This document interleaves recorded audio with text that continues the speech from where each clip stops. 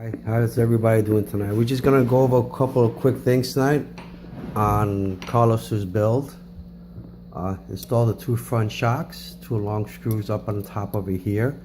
Okay, install, which is a little hard to see, right over here, rear suede bar, which goes two clips. All carbon fiber is put inside, 4 screws on the bottom for that part of it. Next thing, what we got to do is to give you a quick rundown on the fast eddy mounts. Let's move this out of the way. Okay, here we go. This is the first time I've used one of these. It's very, very nice. It uses a tri-axis box on top in order to set the whole system up. As you can see over here, fast eddy brace, the Ravain's Servo, mounted inside because I had the front done. Okay, it's for the steering. Steering is up over here. I'll put in the servo later on, because I had the cage goes on there. Once you have this all together, it's 2 screws in the back. Kit comes with this only. You have to buy this separately over here. So that actually comes separate when it comes to that particular part. Next thing that has to be done is once you install the 4 screws in the front over here. I had to look for some in the house. I put 1, 2, 3, 4. Put those forward, and you gotta use the rubber grommets to get no vibration noise from here to here. Okay, this particular servo is already centered out. You should have no issues with that. The tri-axis box comes with all the screws necessary. It goes on here. This is just 1, 2, 3, 4 on the other side. Okay, in order to mount it, the whole unit is gonna go straight down on top.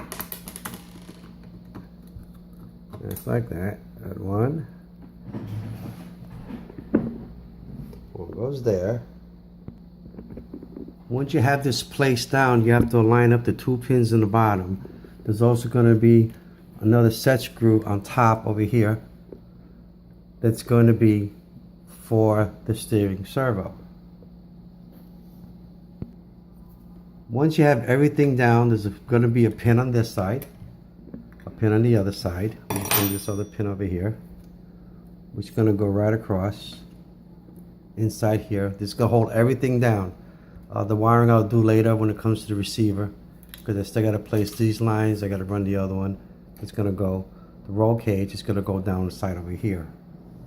Once you have that done, you're going to take your small little Allen here, driver. I'll back this up in a few later on and just pull the Loctite on it, but now just to show you. And it's gonna go right in here. The kit's very nice because actually what it does, it's already the right size through a King motor. Give a little tug. There you go. A little tug on the top.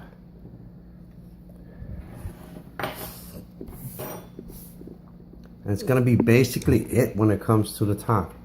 All right, I got your little jack up in here on the bottom. This is as far as you got with Carlos's car. The car sits good. Take the jack out. That's going to be the height it's going to be running at. This is how it should have a pitch at the bottom. Next thing we're going to be talking about is fuel systems. This is one of my other tanks. This is not the tank I'm going to put in. It's going to be this Dubro tank. You're going to need a gas plug to replace the original one that's in here, which is going to come out. You're going to get a gas plug. Once you get the gas plug, you got to get some full force fuel line inside, or any compatible line that's pretty good to use. Okay. There's one thing very special about fuel systems. People always have trouble putting in the lines that you gotta use. I'll show you what I mean.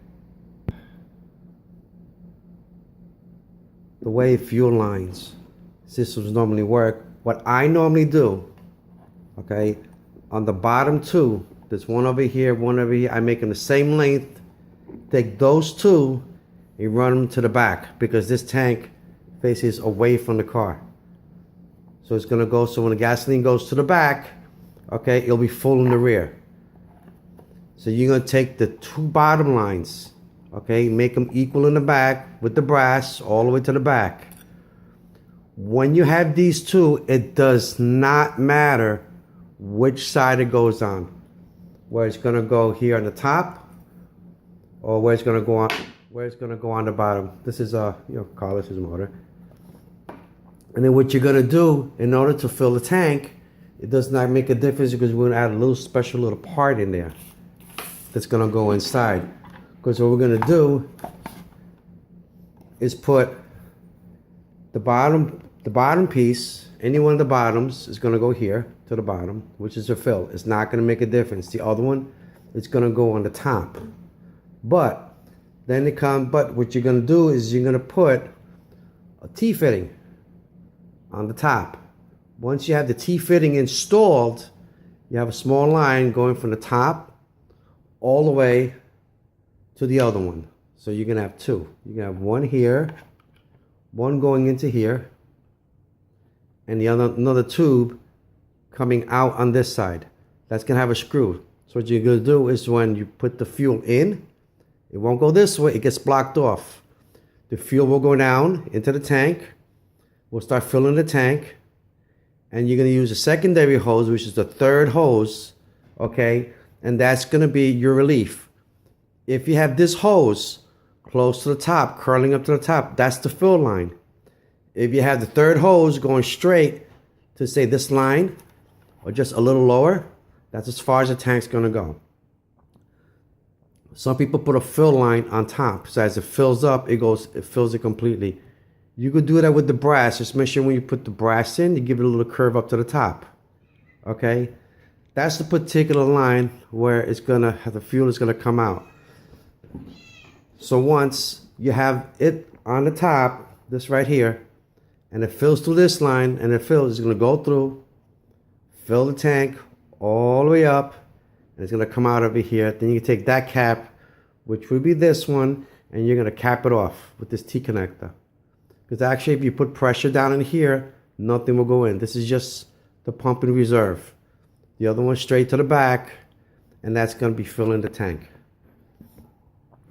So again, we're gonna be using, I think this is, I bought us 8-ounce tank. It's probably about the same size, 8-ounce tank, okay. Once the 8-ounce tank is installed, it's gonna go on the bottom with the two lines. We'll just use the old one for reference. So we're just gonna get this right here out of the way. Still got a couple more little parts. I got this part for the rear brace and another one for the side. It's somewhere in the car.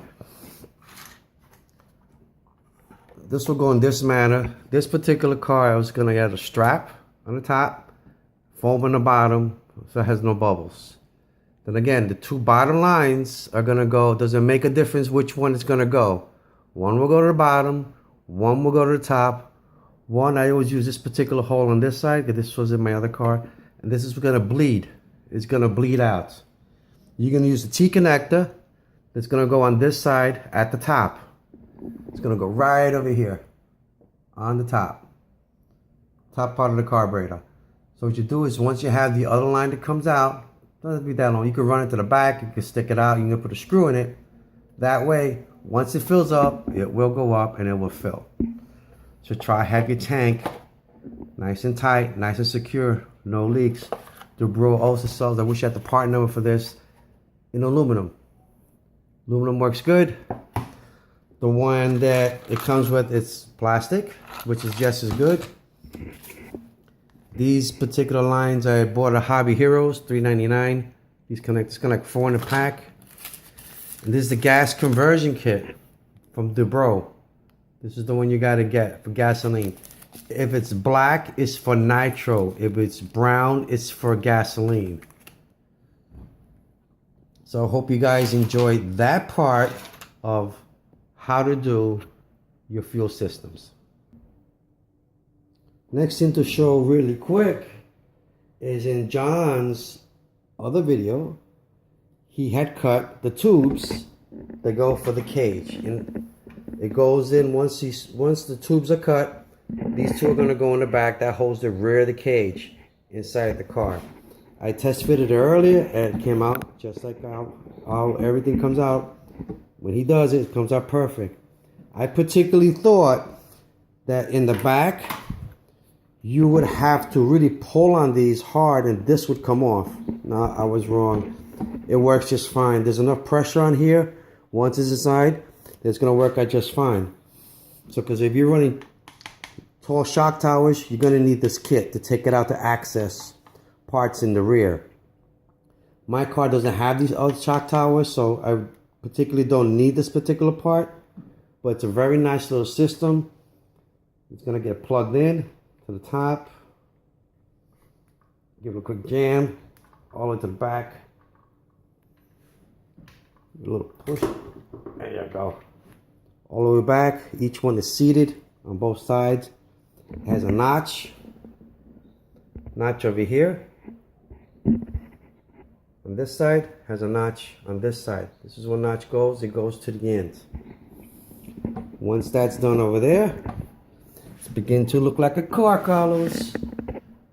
So next thing what we're going to do is once you have that particular part done, it's actually looking like a car, and he's going to love it.